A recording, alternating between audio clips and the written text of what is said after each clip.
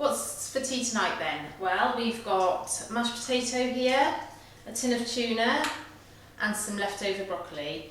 So we're going to make fish cakes. Really simple, and to be honest, if you've only got these 3 ingredients or even these 2 ingredients, that's enough to make a fish cake, but you could add other things in if you wanted to.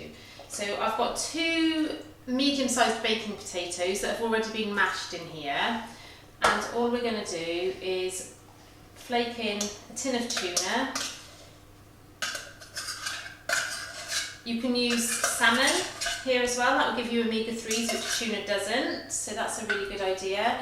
And if you haven't got anything, I have been known to use sardines in tomato sauce and just wash the tomato sauce off before now. So honestly, whatever fish you want to put in here, go ahead and do that. If you want them to be a little bit more fishy, you can always put a second tin of tuna in here.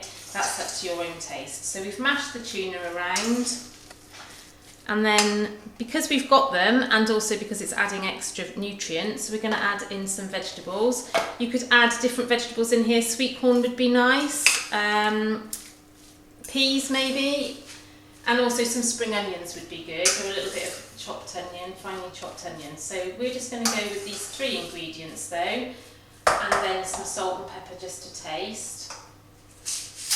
We're always told not to add too much salt to our food, but because these are homemade and not processed, it's okay to add a little bit in there, but feel free to leave it out. It just enhances the flavour. And some black pepper as well. I do like black pepper in my food. Give that a mix.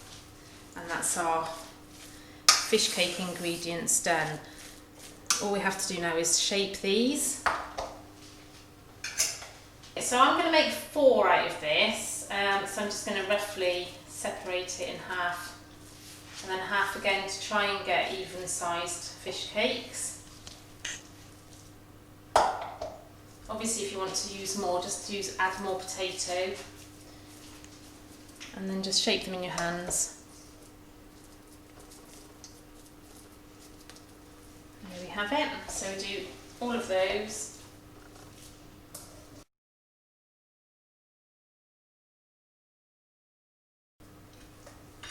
Whoops, Doc can have that bit later.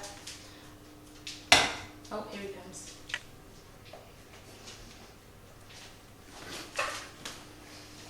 Okay, there's our 4 fish cakes. Come on.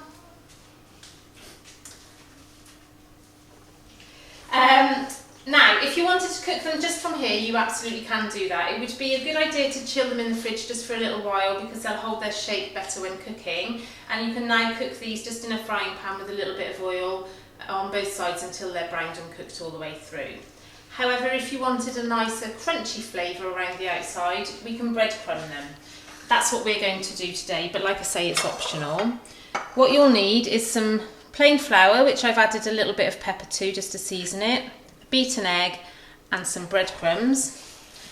The breadcrumbs I've done in a food processor with a little tiny bit of, with the bread slightly stale.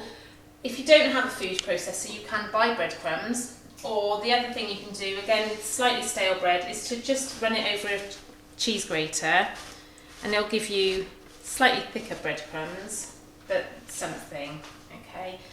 So what we're going to do then is take a fish cake, dip it in the flour, just a little dusting,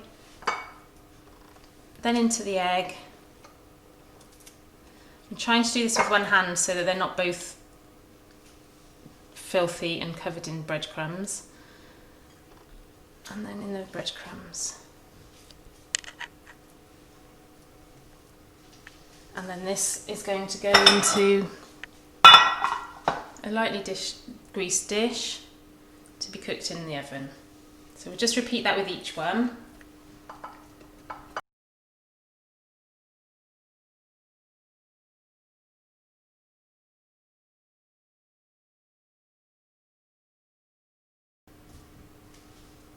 There we have it. Obviously I've got lots of breadcrumbs here which we can't reuse because they've had raw egg in them, so unfortunately that's going to have to go in the bin. And here are our lightly breadcrumbed fish cakes. They're going in the oven at 180 degrees. It's already been preheated, and it will take probably about half an hour, but when they're golden and cooked all the way through, then you'll be ready to serve. So we'll pop those in and come back to them later. I'll go wash my hands. Getting these fish cakes out of the oven now. Here we go.